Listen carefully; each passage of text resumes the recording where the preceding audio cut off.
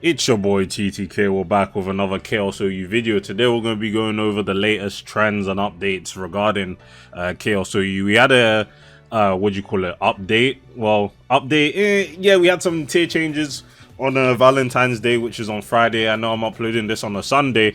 I'm also recording it on the Sunday, but you know, how did everyone's Valentine's Day go? Hopefully you had some fun. I was working because the grind never ends. But regardless, yeah, we're going to be talking about some of the changes that Chaos OU recently had. And there's a decent amount of changes that the tier has gone through. But the metagame is still roughly the same. It's just a thing where some mons, with Chaos OU, you have like the main ones that count as OU, and then obviously we deal with the fact that some mons aren't OU level, so we drop them to UU. We also ban some mons from Chaos OU because they're too broken. You know, typical tiering changes that any other usage based tiering would go through. But either way, before we start getting into the nitty gritty of it all, subscribe to the channel, join the kingdom if you already haven't. We're on our way to 1,000 subscribers by the end of the year. Much appreciated. I appreciate all the support that's been given to this channel across the many weeks and many months. But either way, let's get into it, going into the team builder. So first of all, I'm going to be talking about the mons that were banned from Chaos OU just recently, and the first one I want to talk about is Lanthan here. Now Lanthan, if I was to describe Lanthan, again, this isn't a mon I've discussed in any Fate Mons analysis videos, but this is a mon from Pokemon Uranium, and it's basically just the physical version of Landorus T, Lando I, to be honest, not Lando T. Physical version of Lando I, Sheer Force, Life Orb Attacker, and this thing is just too hard to switch into in the tier, to be honest. You get Lanthan in and it's probably either Oko in something off rip or 2-hit KO in some of the most defensive Pokemon in the tier. Like Dondozo gets 2-hit KO'd by Lanthan. That's how strong it is. And you're probably thinking, well, this thing only has 106 attack, so how is it even 2-hit KOing the likes of Dondozo, a mon with 150 base HP and 115 defense? Like, this guy is getting 2-hit KO'd by Lanthan. So what's up with Lanthan, basically? So Lanthan has two very strong moves. It has his signature move, Metal Cruncher, 120 base power, 70% chance to drop the defense. Obviously, that's boosted by Sheer Force. And then you have his ground stab, which is called Subduction, which is a 140 base power attack with a 100% chance to lower the foe's speed, which obviously also gets Sheer Force boosted. So the combination of both of these moves, very, very high base power stab. Like, Subduction is stronger than Precipice Blades by quite a bit, and Metal Cruncher is significantly stronger than Iron Head. So it comes to the fact that Lanthan just has no reliable switch-ins. Life Orb Subduction, easily 2-hit KOing Dondozo, easily 2-hit KOing some of the highest defense. Like, if you're not weak to ground, like, the only things that can realistically take a subduction from Lanthan are like Mega Slowbro, but that one does not exist in Chaos OU, and pretty much every other physically defensive Pokemon that's common enough in Chaos OU just gets deleted by Lanthan. So obviously it's a thing where, like I said, it's basically the physical version of Lando T. Defensive play basically can't do anything to prevent Lanthan from just doing a lot of damage. Obviously it has other moves that I can utilize as well to, you know, get past things that resist its dual stab options, like Equilibria, for example, which is a steel ground type with the ability to levitate. So obviously it resists steel and is immune to Lanthan's subduction. So obviously you have Fire Fang as a Sheer Force boosted attack that easily 2-hit kills Equilibria. And then, you know, people are running Substitute, which is just kind of sad, to be honest. Lanthan comes in on anything slower than it. You're obviously going to force the mon comes out easily, and then you just sub and you get a free hit off, and Lanthan probably gets a kill there. So yeah, very unintuitive wall breaker, is similar to Lando I. Like I said, you could also just go Rock Polish like Lando I could do prior to Generation 9, and then, you know, just outspeed everything and kill everything. So yeah, Lanthan was a very annoying Pokemon to deal with, and hence we got rid of it, basically.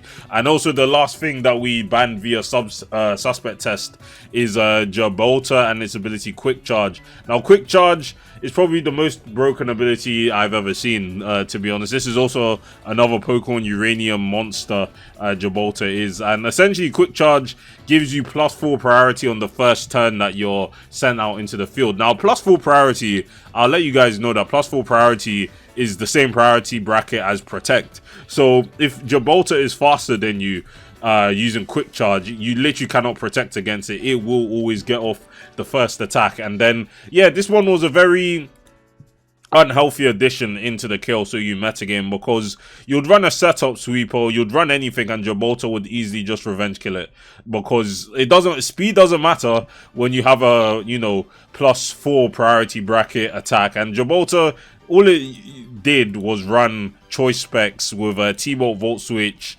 well, not Wild Charge, my bad, Hidden Power Ice, and what was the last? Earth Power, yeah. It would literally just run its stabs plus Hidden Power Ice, Bolt Beam combination, go on Modest Nature. And this one had the tier in the chokehold because everything would just get revenge killed. Like, you could not run offense effectively because Gibraltar would revenge kill everything. Either, if you didn't resist its stabs, more often than not, it's just going to Volt Switch on you, chip you down, come in again because it's going to outspeed you. Again, the speed didn't matter when you were attacking at +4 priority. And it became a thing where Equilibria was on like 80% of teams, because Equilibria, one of the best caps ever made, to be honest. Very, very, very good thing to have in Chaos. So you, like, this was the only one that could handle Gibraltar, because obviously you're immune to electric and your steel type that's not weak to ground, you're immune to it. So, you know, Gibraltar, Equilibria was just the one that was used on most teams just because Gibraltar was so common. And then what do you call it? Tapu Lele also made quite several appearances in Chaos OU. It's still a Chaos OU level Pokemon, don't get me wrong. Tapu Lele is one of the strongest Pokemon ever made. But, you know, Psychic Terrain preventing Gibraltar from attacking on that first turn. And, you know, having that Psychic Terrain up means Gibraltar basically couldn't attack, which was one of the best counterplays to it. But the fact that you realistically only had 2 Pokemon that could, like, that a lot of teams had to run consistently because of the fact that Gibraltar existed, you know, we had to suspect it, test it, and, you know, enough people voted to get a ban. I also voted to get a ban. Like, the tier was in a massive chokehold thanks to this mon. You basically couldn't run any offensive Pokemon weak to ground, or else they'll just get easily dispatched, and it'll just be long to play around. You'd always have to have some the countermeasures, like I mentioned, with Psychic Surge, Lele, or Equilibria in order to handle Gibraltar properly. Obviously, this isn't a mon that's even Uber's level power at any point. Like, it has 430 base stats total, with its highest stat being 110 speed, which isn't even that crazy. But it just goes to show that the ability can always break a Pokemon regardless of how bad its stats are. And it's not even like Gibraltar has like LC level stats. Fair enough, there are some first stage Pokemon that obviously have higher stats than Gibraltar. You know, something like Cypher comes to mind. But, you know, like, even with a choice specs, Gibraltar is not necessarily the weakest Pokemon of all time. So obviously we had to deal with Gibraltar, and you know, like, the tier is better off without this guy just revenge killing everything so effectively. And, you know, every team had to, you know, have a gerb check basically, and it was just an annoying one to deal with. Now, moving on to some Pokemon that actually came down from Chaos Ubers, and you're probably thinking, you guys are freeing Chaos Ubers, these have to be la creme de la creme of, you know, broken. And to be honest, we're only freeing mons from Ubers if there's actually, you know, signs that they're not actually that broken. Like, some of the mons are just there by default just because, like, you know, people when making this tier, they're like, well, this looks kind of silly, so we're just going to keep it banned. But one mon that, you know, couldn't escape the mid allegations was Mega Kabuterumon. Obviously from Pokemon Infinity, where the Digimon exist, Mega Kabuterumon has 615 base stat total, and you're probably thinking this thing is quite bulky and is actually quite strong with 120 attack. But obviously, you know, like, it's always going to be difficult to, like, you look at stats first and you're like, well, this thing seems kind of crazy, but at the same time you have to always see the moves.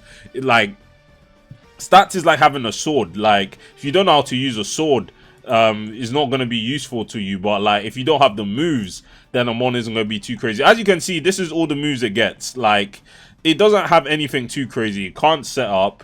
It also has just a lot of really, like, good utility options. I'm not gonna lie, this thing has a lot of good utility options, from reliable recovery and roost. It has glare to spread paralysis, it has teleport for pivoting, and it also is a sticky web user, so it can easily enable offense if it wants to. But the thing is about Mega Kabuterumon, we thought to ourselves, the council, they were like, well, this one isn't that threatening. We have a lot more stronger Pokemon that are much more threatening than this guy. Its typing also isn't really the best defensively. Like, you're a bug type, so you're always going to have to deal with that rock weakness. So you're pretty much locked into heavy duty boots as a defensive one potentially. And fair enough, it does seem unkillable, 150 defense.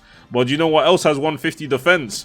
Mega Sizzle. And like they both have, and Mega Sizzle's actually much more threatening, well 140, but you know it's still quite similar bulk wise on the physical side. And like, yeah, Mega Kabuterimon just wasn't a threatening Pokemon. Like, it seems threatening, like, it has some strong moves. Like, it has something like Hornbuster, which can increase its speed. But because it just has nothing to really improve its attack stat, it just isn't really that threatening. Like, realistically, I thought to myself, Nasty Plot could be interesting with a Z move. Like, you could have a bulky Nasty Plotmon. But even then, it's, you know, coverage options. Like, you're still an electric type, so you can always run Hidden Power Ice plus Electric Stab. And then, like, other than that, it just has Bug Stab, and like that's it. Like, it's not that threatening. Equilibria would easily wall this. Just thinking about Pokemon that are able to resist, you know, Electric, Ice, and Bug together, and it just isn't a threatening Pokemon. So there's no reason to have a one that actually isn't broken in you know, Chaos OU. So we freed it, and so far no one has really used it yet properly. And to be fair, I don't think this one's going to be anything too crazy, but as leaning into its defensive attributes, it obviously is a teleport mon. It has Roost. It generally just is kind of annoying to deal with, like in terms of having moves like Nightshade, and maybe it will like pop up and be like annoying later on when people actually try and optimize builds for it and figure out how to get the maximum efficiency out of this mon. But for now, like, Mega Kabuterimon was an easy drop from Ubers to OU. And finally, we're going to be looking at Pokemon that rose up from OU, and then we'll be talking about mons that dropped to UU, because, you know, these mons weren't really that crazy. But for the first Pokemon that moved up from UU to OU's Harportia here, this is a Pokemon from the POA decks, the Pokeathlon community. Shout out to Arcato for making this. So Harportia, pretty decent Pokemon. You're probably looking at the stats and like, this isn't anything too crazy, but this one is OU level, even Chaos OU level, and I'll tell you why. Because it has some pretty solid abilities as Define and Tough Claws. Tough Claws, if you want to go some more offensive inclined sets of Harportia, because it does have quite a massive speed tier. 124 is quite solid. It's one of the fastest Pokemon in Chaos OU. If we go, if we filter by OU, look at Harportia's speed. Like, you outspeed Mega Oblivicorn, you outspeed Echo for Alligator, you outspeed Torn, and obviously any other vanilla Pokemon like Iron Valiant, Mega Diancie, anything at the 110s as well. So like, you're one of the fastest Pokemon in the tier, and you have quite solid damage output with Choice Band, Tough Claws, Brave Bird. Like, Brave Bird is a contact move, so obviously gets boosted by Tough Claws, and this thing hits very hard. Like, Flying Stab cannot be underestimated in Chaos OU. Realistically, the only thing switching into this one reliably are things like Melmetal as a steel type, and to be fair, Melmetal is that guy, but you know, Harportia is pretty much 2-hit killing everything else. Like, I saw the damage you did versus Gliscor, and I was like, yeah, damn, this Pokemon hits very, very hard. And also has access to E-Speed as priority, and this is all it really needs if you want to go like a Choice Banded set, and this thing is a very solid wall breaker.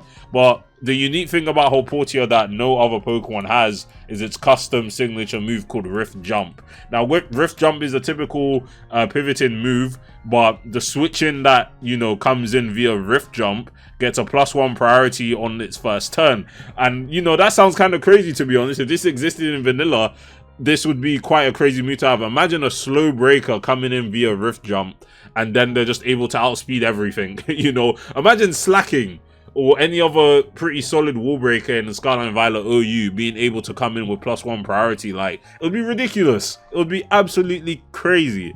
But yeah, this is what Harportia has access to, Rift Jump, and obviously it just has some other moves as well. It doesn't really have any utility like other, you know, flying types have, for example. Like, it doesn't get defog or anything, but it does have access to, you know, Trick if you want to go on the choice set. It has T-Wave, it has Roost again. Like, this is quite a solid utility mon, and it's quite a solid offensive threat. So we thought about it, some people are using it, and they're like, well, this one should be in OU now, because it actually is quite a high level threat, especially with running Rift Jump and you know, enabling its teammates to be attacking at +1 priority. But yeah, onto our second Pokemon, we got Delta Roserade from Pokemon Insurgents, and I'm always happy to be covering Delta Pokemon because, again, Insurgents is one of my favorite fan games. But yeah, Delta Roserade, it basically keeps the Darkness style going, and Darkness is a weather condition exclusive to Pokemon Insurgents,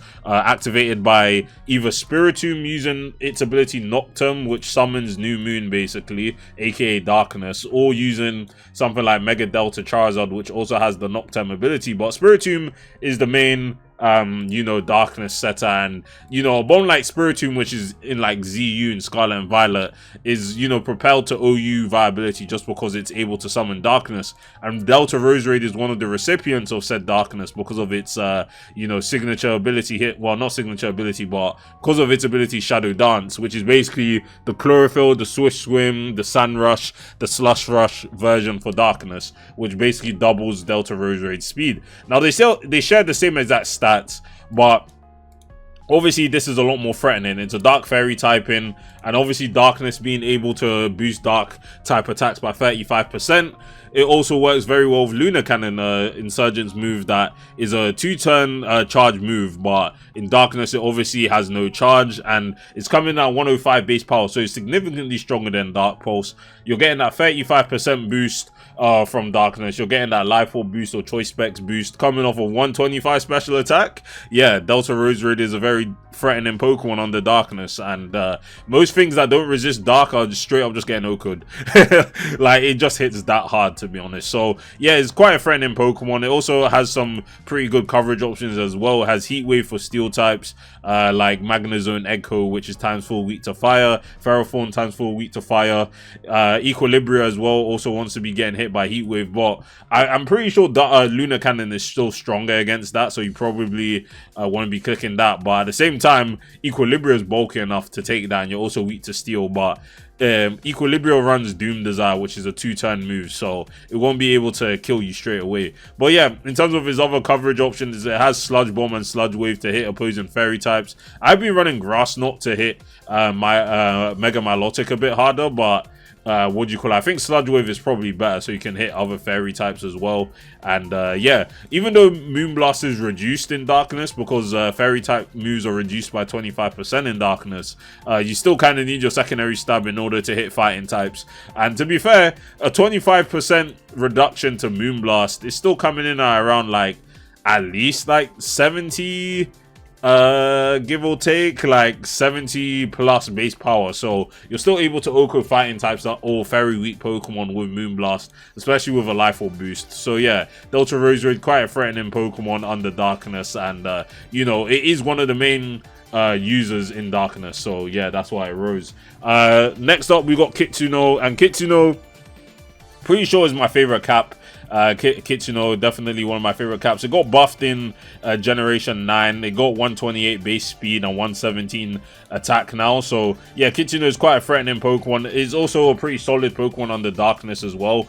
One feature of Darkness is the fact that Hone Claws has double stat boosts in Darkness. So you get +2 attack and +2 speed. Kitsuno pretty much can just go Poltergeist, CC, Shadow Sneak, and this hits everything in the tier. You also have Z moves to make this thing hit a lot harder as well. And you also have Trace. Trace is quite an underrated ability, even though it's a situational one. Being able to trace like pretty much any ability. I even traced, you know, like adaptability from Mega Crawdon, for example, and I'm just like, well, Kitsuno is hitting with a adaptability boosted Poltergeist in Darkness, and Darkness also boosts Ghost type moves by 35%. So yeah, this one is quite a massive threat. Also is a decent check to Dragapult, especially under Darkness. Like Shadow Sneak is most likely going to OHKO Dragapult, especially after a Hone Claws boost. And you're also one of the fastest Pokemon in the tier as well, coming in at 128 base speed. You're even faster than what do you call it, Harportio, who we talked about earlier, who was at 124 base speed. But yeah, Kitsuno's buffs have, you know, translated well into the Chaos OU format, because it is just another strong Ghost type physical attacker. It also has a quite good utility as well. It's always been a weird Pokemon. It has one of the best defensive typings in the game, but also had like very offensive oriented stats. But it also gets access to Strength Up. It has Will-O-Wisp, it has U-Turn, it has Wish, even it has Defog. Like, even outside of the Darkness, you know, offensive sets, it has so much utility under its belt. But I do prefer to run this set here because it just is quite a dangerous Pokemon on the Darkness. And then finally, we do have Paldeatina. We talked about this mon earlier, but it's now OU official, and yeah, we do need this mon out of the tier ASAP. I still think it's kind of broken. Like, it's basically just having a free Diogo, Poke, or Giratina in the tier. And to be fair, the suspect test, people decided not to ban it, but it will definitely rear its head around again. And you know, but to be fair, it is a triple fusion, and in terms of the triple fusions, their stats are going to be overhauled basically. So instead of being the average of the fusion Pokemon that they're a part of, they're now just going to take the highest stat from each of their fusion counterparts, which means that they're all going to have, so Paldeatina is going to end up having 150 special attack, 100 speed, you know, from Palkia, since it's the fastest out of the three Pokemon. It's also going to get 120 attack from all three of them anyway, because they all have 120 attack, and then it will get 150 HP. So yeah, with that buff that is gonna have, yeah, Paldeatina is gonna be an easy quick ban for us in the council. But other than that, for now, you know, this one is gonna be OU proper now. So yeah. Alright, so we talked about the Pokemon that got banned from Chaos OU. We also talked about the Pokemon that dropped from Chaos Ubers to OU. And we also talked about the Pokemon that rose from Chaos UU to Chaos OU. But today we're going to be talking about, the final thing we'll be talking about for today is the Pokemon that dropped from Chaos OU to UU. These Pokemon fell out of favor, or we, you know, basically consider them to not really be part of the tier because no one's using them, or they're just not that good Pokemon anyway. To be fair, we're going to be starting off with Berserkagene, which is making me sad, to be honest, because in my first Fake Mons analysis video, the most popular video that I ever made, Berserkagene was one of the first, some of the Pokemon I talked about when I first found out about Chaos OU. But the fact is now, Berserkagene just doesn't really keep up with the... It's not like it doesn't keep up with the power level of the tier, but it's more like there's a lot of competition that Berserkagene has to deal with, and you know, it's just tough to justify using it on teams. It is like if you know, things like Heatran and Garchomp dropped out of OU to UU in Scarlet and Violet. It's not like they don't have any viability in OU, it's just that they've fallen out of usage, and people don't really consider them to be that crazy to be used for. But yeah, Berserkagene, what is Berserkagene's issue that you know, made it drop from Chaos OU to UU? We talked about in our Fate Mons analysis video that it's quite a dangerous Dragon Dance Pokemon.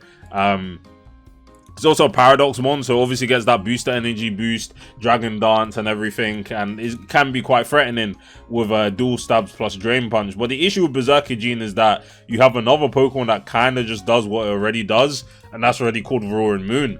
Roaring Moon is a lot faster than Berserkagene, comes with a much better typing of Dark Dragon versus Psychic Dragon, offensively and defensively, and yeah, Roaring Moon is just... It has the same exact attack, but the difference in speed is very massive. Like, Berserkagene overall is quite bulky, while Roaring Moon is kind of lagging behind on the physical bulk. But yeah, Roaring Moon is just a lot more threatening, and you know, it does benefit from, you know, Chaos OU's Darkness weather condition as well, which means that, you know, its damage output is going to be heavily increased with its knockoff, and it's just a better Z move Pokemon. Like, Berserkagene's kind of locked in to using you know, boost energy to really get that maximum damage output, and even the Roaring Moon kind of can do booster energy as well. Again, they hit as hard as each other, it's just that Dark is more you know, fits better into the meta game rather than Psychic, which is just how Psychic has been falling off you know, throughout the fairy generations, to be honest. So yeah, Berserkagene kind of in Roaring Moon shadow. You also have another Protosynthesis Sunmon with Gouging Fire, a lot more bulkier. Fire Dragon, again, superior to Psychic Dragon, and yeah, it's just tough to justify using Berserkagene when, you know, it being weak to Ghost and Dark doesn't do it any favors, while something like Gouging Fire isn't even weak to Ice or Fairy. So, you know, these two guys just outclassing Berserkagene, and that's why we dropped it to UU. Our next Pokemon we have is Mega Crawdon as well. This one isn't anything crazy, bro. I'm telling you now, this one, I don't know what it lived. No, I don't know what lived against his +1 attacks, but it's like a Mega Absol issue, for example. Like I'm not saying that Mega Absol is better than Mega Crawdon. Obviously, Mega Absol is like one of the worst Mega evolutions ever. But it's a thing where the base Pokemon has more damage output because it can actually run an item. And for something like Crawdon, which already hits very hard with a choice band, there's no reason to use its Mega Evolution when it can't even run a choice band or life orb in order to even improve that down. Like, a life orb Crawdon hits harder than a Mega Crawdon. That's how sad it is. And it's just a shame, to be honest, because Mega Crawdon gets that speed that base Crawdon would really like. Like, being able to outspeed Dragapult after a Dragon Dance would be very nice, whereas Crawdon can't even outspeed base 110 Pokemon after a Dragon Dance. It's also outclassed by other Dark type Mega Evolutions and other Dark types in the tier. For example, Mega Bishop, King Gambit, Belliodon.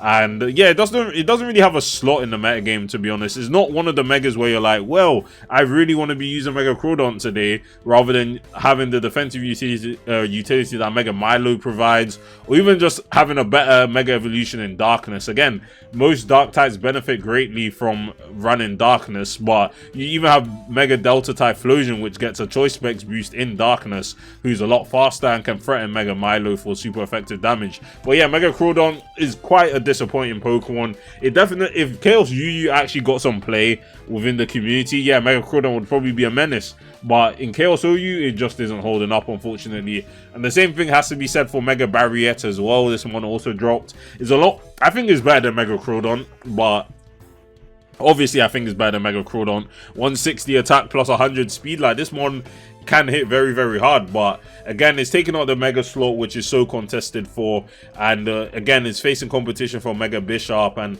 a lot of people just don't really respect this one in the community. I wouldn't mind if this thing still stayed OU, but it's a thing where, you know, the other council members thought this one is kind of arse, and I'm just like, well, like, I can kind of see the issue because other megas are just better than it. Like, you either have Mega, you either have Delta Meloetta being a more consistent Pokemon than Barriette, and you know, Mega Meloetta doesn't even take up the Mega slot. Mega Oblivicorn is also much faster, has Sheer Force, you know, Play Rough and Crunch to really boost its damage output. Even though this thing has 160 attack, you know, Mega Oblivicorn can pretty much match its damage output with its stabs. So yeah, yeah, Mega Barriette is quite unfortunate here. Another Mega Evolution again, Mega Camerupt. Mega Camerupt's one is pretty simple. Trick Room is quite a viable play style in Chaos OU, as much as I'd love the Trick Rock to get banned in this tier. Mega Stunfisk just does what Mega Camerupt does, but better. Is a lot stronger thanks to Athenian being a special version of Pure Power, which means that Stunfisk's Mega Evolution, I don't know why I keep replacing the Pokemon, I really don't know why. But yeah, Athenian basically getting Mega Fisk's special attack stat to reach 618, which is massively out damaging Mega Camerupt.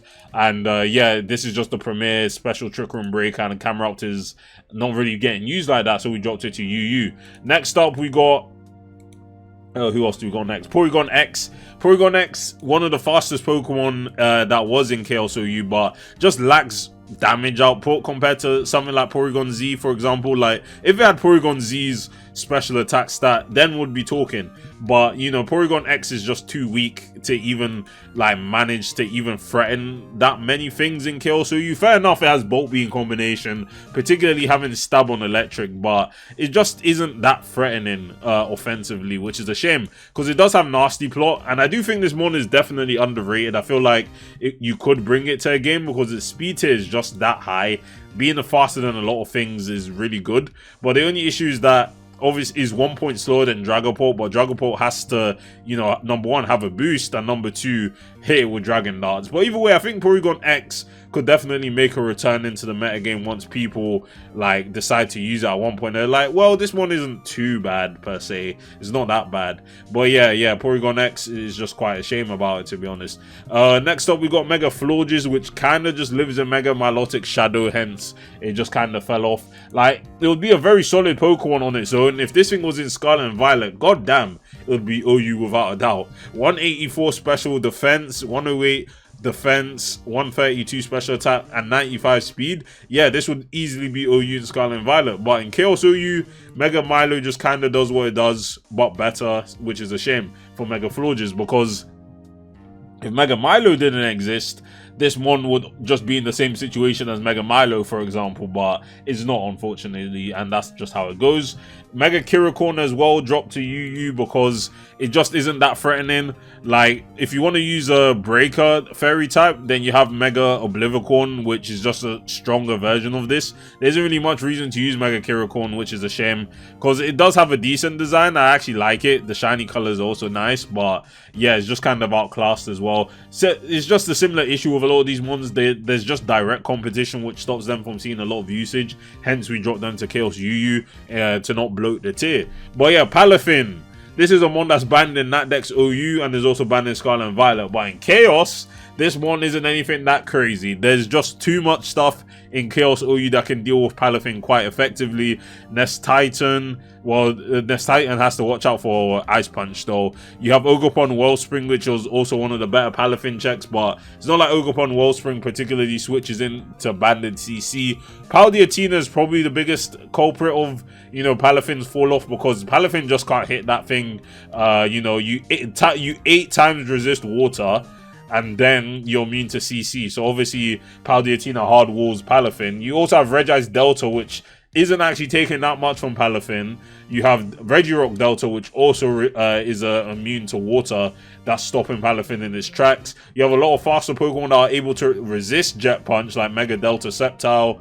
Snailstrom, for example, also just resists what do you call it, water and fighting as well. Suicune Supra immune to water. Like, there's just so much that doesn't go in Palafin's way in Chaos OU compared to like Natdex OU or Scarlet and Violet, where there's just not much reason to use Palafin, which is crazy to be honest, because Palafin is one of the strongest Pokemon that came out of Generation 9. But it's just how it goes sometimes, you know. You're just gonna live a life like that. So yeah, Palafin staying in Chaos UU is it'll be quite a surprise to you guys, but it's just how it is. But yeah, Tracton now. We got Tracton. This is probably one of the mons that we dropped that have the biggest potential to actually, you know, snowball games out of control, because this is a Pokemon with SD plus speed boost with actually decent stats to go along with it. 100 base speed and 110 attack.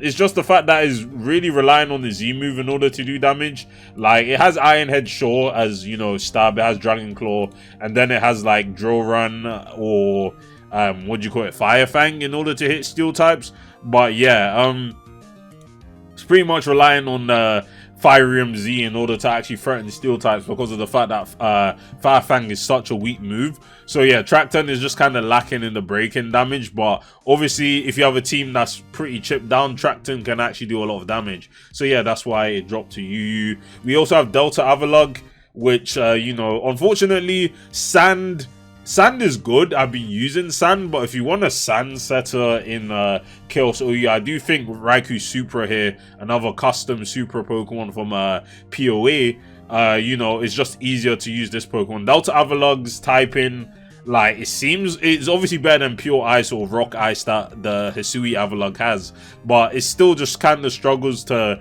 get used a lot because Sand isn't really seeing much usage, and if you want to use Sand, there's a better Sand setter. So yeah, that's it for Delta Avalugg. We have Wergurumon here, which is also from Pokemon Infinity because it's a Digimon. And yeah, this guy just doesn't really hit that hard. It has Guts Flame Orb, but it's really missing a move like Close Combat in order to maximize its damage output. It also doesn't really have particularly strong Ice Stab either. Like, it has a signature move called Garuru Kick, which is 70 base power U-turn, but again, this is a 70 base power move. Like, it doesn't hit hard enough even to, like, even with Guts Flame Orb, it just doesn't hit hard enough because its base power moves are too weak. Like, it has superpower, but you're also dropping your attack stat to even, you know, do that much damage. But yeah, Wergurumon is still a decent Pokemon. 130 attack is not bad, but, you know, it just fell out of favor because it can't hit Mega Milo that hard, and then people weren't running Superpower, they're running Drain Punch, so obviously this thing just isn't hitting hard enough.